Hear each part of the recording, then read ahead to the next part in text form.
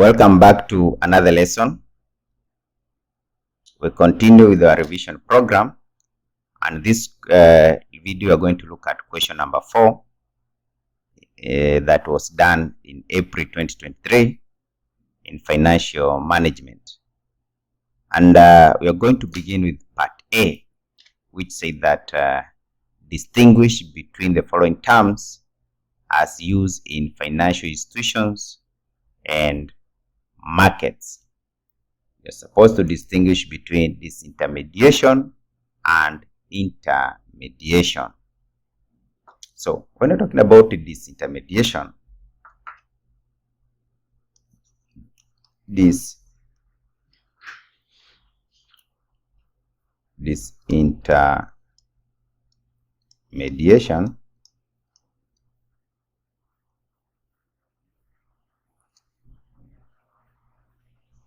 disintermediation involves the removal of banks,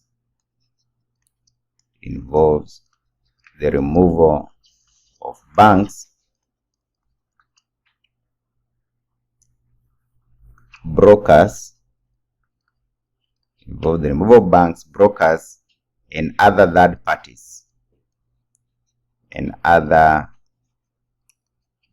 parties, allowing individual to transact or invest directly. Allowing individuals to transact or invest directly. Now, on financial intermediation,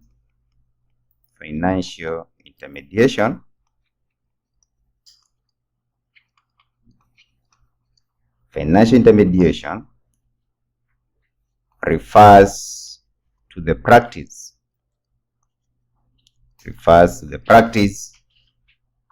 of linking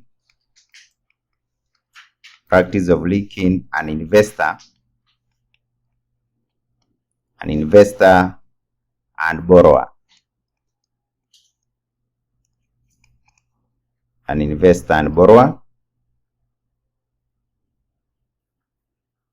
In this case, we are saying that acting as a third party,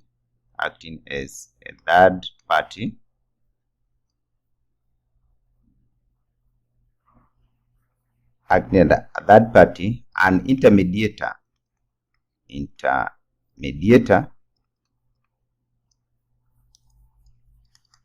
aims to meet the financial needs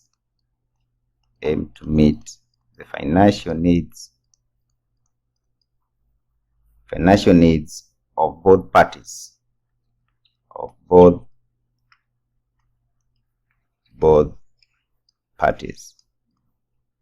The borrower need money and the lender has money, need business to earn interest. So that is it. That is the difference between disintermediation and intermediation. We are saying that disintermediation is where you remove banks, brokers, and other third parties so that the investor can trade directly without using that party. Then we're talking about financial intermediation involve the practice of linking investor with the borrower. That means you want the banks meet the borrowers directly. Good. Then there is part 2. You are told you differentiate between call markets and continuous market. A call market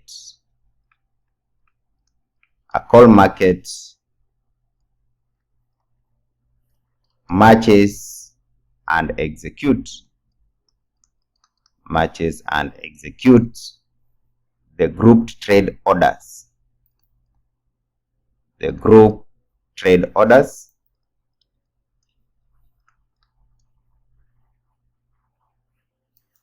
At specified times during the entire trading day.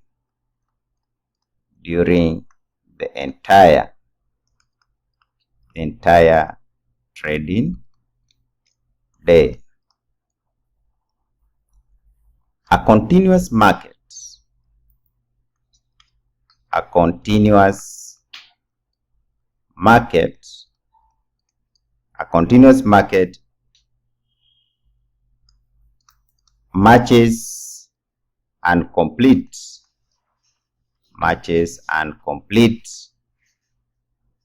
the ground trade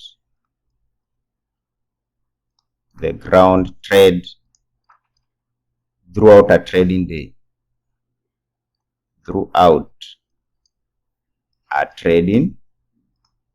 Trading day is continuous in nature. So that is the difference between a call market and a continuous market. Part B, you are told outline 4 roles of mutual funds as investment avenues. People coming together, investing in mutual funds. That means it's an institution that collects money from a large group of people and invest on their behalves. So what are the roles of mutual funds as an investment? One, we are seeing that investment management. The key point here is you are getting money from people to invest. So the invest management is the main role. Then we have risk management. People don't want to lose their money. You need to prevent risk. Convenience. People should access their money when they need it. Convenience. Transparency. And finally, you can talk professional expertise. Professional expertise. So basically, those are the roles of a mutual fund. Mutual fund. I say that here people are collecting money, invest on behalf of those who are giving you. They are not buying shares. You are collecting money from them so that you can do investment. So in this case, you have to manage their money well. Investment management is very key when it comes to mutual funds. Now we go to the next question. You are told that the following statement of profit and loss related to Memuco Limited for the year ended 31st December 2022 and 2023. We have a statement of profit for 2 years. Now, net sales, cost of goods sold, gross margin, selling and distribution expense, other operating expense, operating income, interest, other income, income before taxes, income taxes expense, and the net income. You are told you present the common size analysis for Memuco. Now, common size analysis, this is for income statement. We are going to compare with sales. For balance sheet, you compare it with fixed assets. Now here, let's come up with common size statement. Common size statement. Common size statement. We have 2022, and we have 2021. Net sales. Net sales in 2022, there were 52,006 on top there, 52,678.5.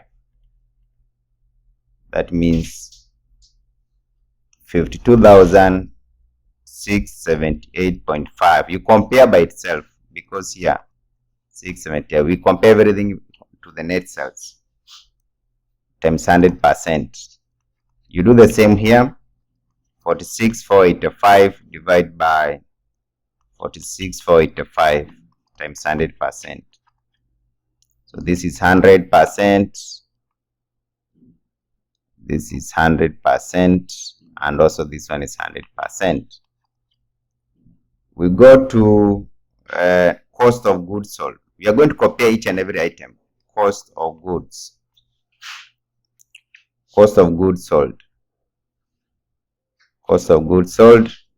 We compare this with the net sales. 190, 390. 190.39 you compare by the sales. The sales remain the same. 6788.5 times 100. Remember, these figures are in thousand as they appeared in the income statement. So this one will give you 36.14. You do the same here. You'll just look for the cost of goods sold divided by the sales. This is 16,632 divided by the sales, which is 46,485 times 100. This will give me that 5.78. So we shall do the same for all those items appearing in the. That's how we work out the common size statement. Gross margin. Gross margin, we are going to have 33,639 divided by 52,678.5 times 100. This will give me 63.86%. The other side for 2021 we shall have 29,853 divided by 46,485 times 100. This will give me 64.22. We do the same for all the other items. We shall have selling and administration. Selling and admin. Selling and admin, you have 19,739. 19,737. 737 divided by 52,678.5 times 100. This will give us that 7.47. On the other side, I have 17,037 divided by 46,485 times 100. This will give me that 6.65. We continue other operating expenses. You do the same. 12 to 8.5 divided by 52,678.5 times 100. This will give me 2.33%. Then here we shall have 469.5 divided by 46,485 times 100. This will give me 1.01. Then we shall have operating income. This is operating income. Operating income. You pick the figure as they appear in the statement divided by the total sales. 10,999.5 divided by 52,678, and then this one will be 532.5 divided by, this times 100%, 46,485 times 100%. Then we shall have interest expense. Interest expense 10,999.5 divided by 52,678.5 times 100%. And then here we shall have interest expense. Interest expense is 532. Interest expense is 532, and this one was 123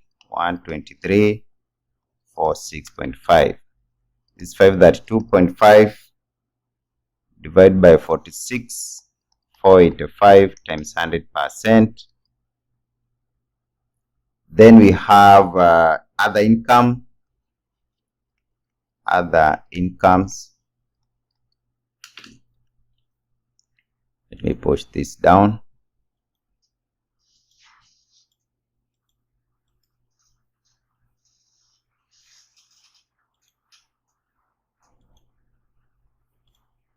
Remove this.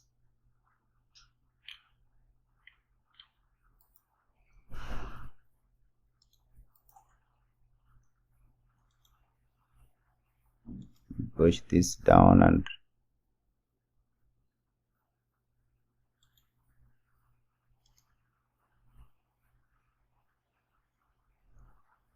so you're going to do the same for all the items that are appearing in those items that are appearing in your income statement. You're going to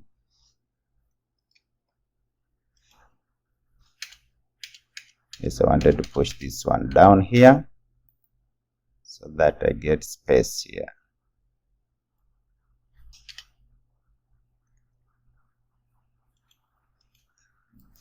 Now, other incomes, we have this is 951. This one is 951. This is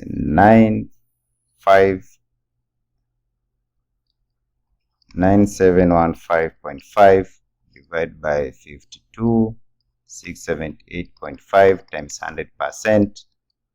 On the other side, we shall have 1482 divided by 46,485 times 100%. Then we shall have the last two is income before tax. Income before tax. We shall have 21289.5 divided by 52, 678.5 times 100%. Then this one we shall have for 13296.0 divided by 46,485 times 100%. And finally, we shall have income tax. Income tax, it shall be 3576 divided by 526,708.5 times 100%. And this one will be 1026 divided by 46,485 times 100%. You get the percentage of each and every item there. So that is it. When you're preparing common size statement, there is especially when you have the balance sheet. When you come to the income statement, you just want to say compare each and every item as the percentage of sales. And then when you come to balance sheet, you compare each item as the percentage of assets. So that is what you have done here. You have compared each item as a percentage of sales. Now, part B, you are told analyze the changes in cost of goods sold, selling and administration expense, operating income and income before taxes for the year ended 31st December 2022 compared to 31st December 2021.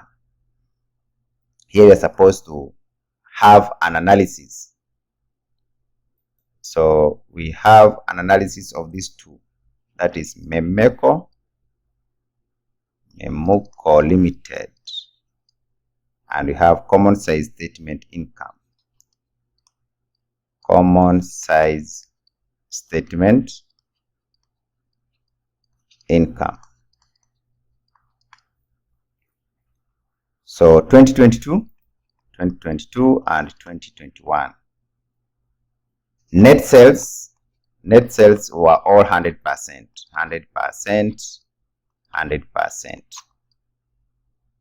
When you come to cost of goods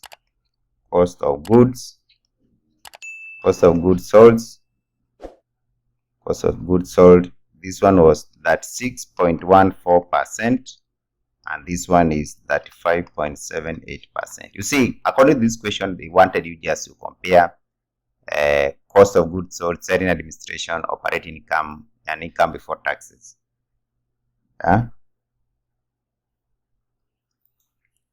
So then we come to, I want to list them down so that we can now give our comparison. Here we have cost of goods sold, that's 6.15. Then we have selling and admin,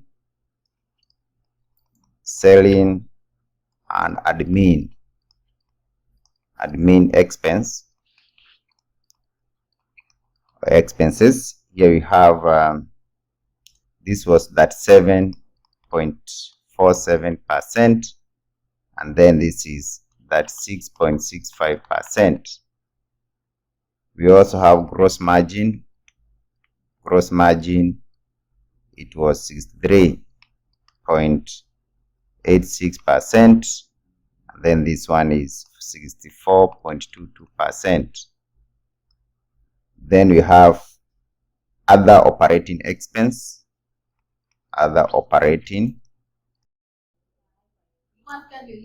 Next is operating expenses. Here we have operating, it is operating, these other operating expenses, the other operating expenses. Other operating expenses, there were 2.33% and 1.01%. We have interest income, 2.09% and 1.15%. Then other incomes, 18.44% and 3.19%. Income before tax,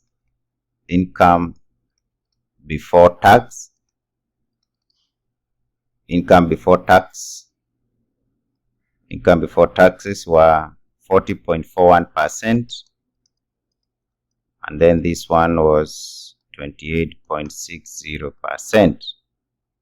And then income tax expenses,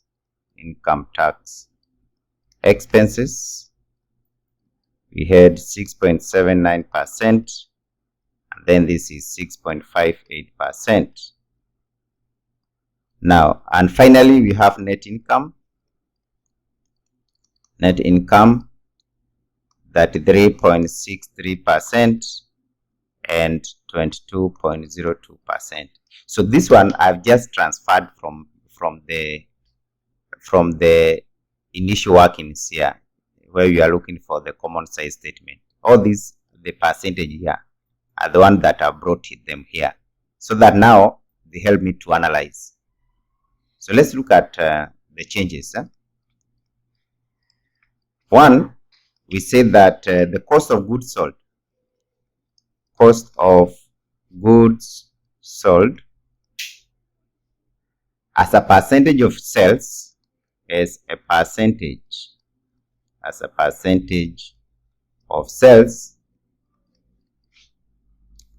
increased from 35.78% in 2021 to 36.14%. So this may be an attribute, or this may be attributed to increase in input, to increase in input. You may attribute these changes to increase in input prices for the purchases made,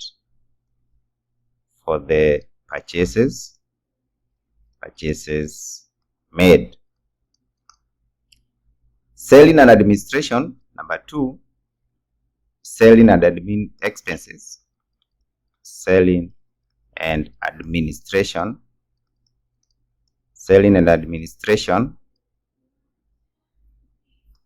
cost increased from 36.65% to 37.47% in 2022. This may be attributed to rise. This may be attributed to pay rise. Made by the company. When selling administration expense increase, then most likely there were pay rise. 3, we have operating income declined from 26.56% in 2021 to 24.06% in 2022. This may be attributed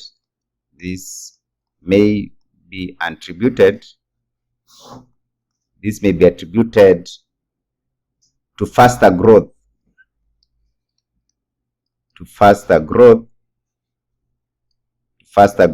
in the sales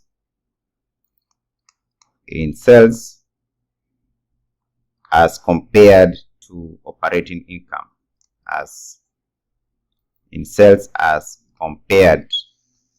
compared to operating income. Finally, we look at the income before tax.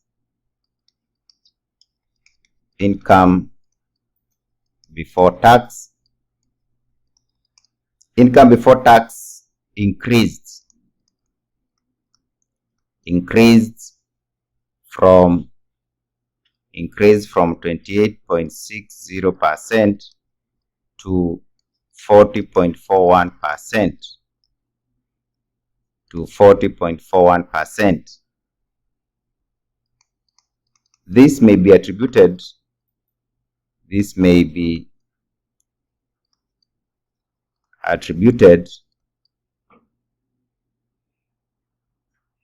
what can cause an increase in income before tax? This may be attributed to faster growth of profit,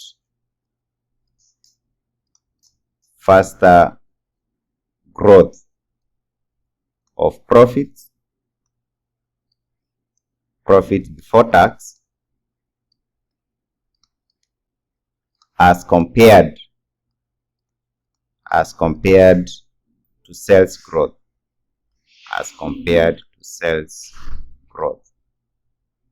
So those were the analysis you were expected to give when it comes to this question.